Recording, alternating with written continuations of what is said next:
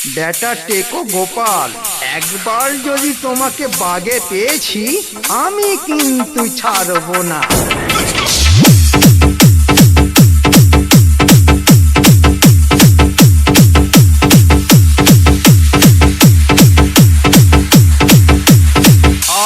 অজগর আসছে তেরে, আয়ে আমটি খাবো পেড়ে। অয়ে অজগর আসছে তেরে, আয়ে আমটি খাবো পেড়ে। কিছু বললে গোপাল? গোপাল গোপাল গোপাল গোপাল গোপাল গোপাল গোপাল।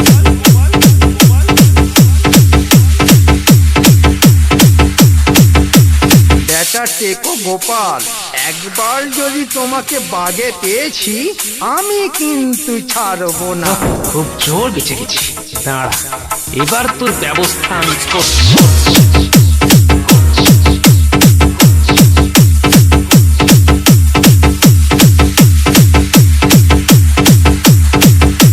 তাহলে মনে মনে এই ছিল,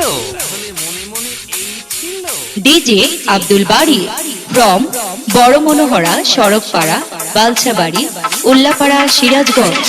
উল্লাপাড়া, সিরাজগঞ্জ। উল্লাপাড়া, সিরাজগঞ্জ। উল্লাপাড়া, সিরাজগঞ্জ।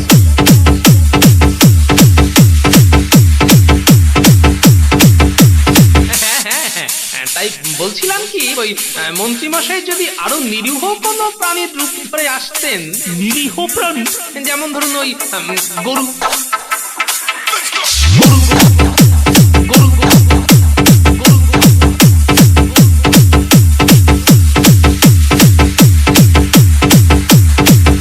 এবার আমি তোর মাংস খাবো। তা ভালো, কিন্তু কাঁচা না সেদ্ধ করে দেবো? সব জানি না, এবার আমি তোর মাংস খুবলে খাবো। করে বাবা, তা গা ভাই, তা গা ভাই, তা গা ভাই, তা গা ভাই।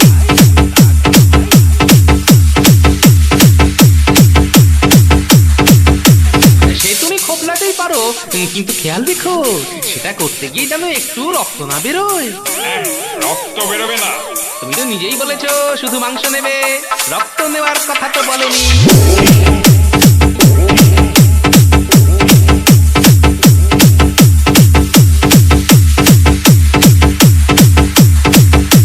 কিন্তু তার জন্য যে আমাকে 1 সপ্তাহ সময় আর 50টা স্বর্ণ মুদ্রা দিতে হবে মহারাজ। তোমার সাহস দেখে আমি অবাক হয়ে যাচ্ছি গোপাল। কি ফুর্তি, কি ফুর্তি, কি ফুর্তি, কি ফুর্তি।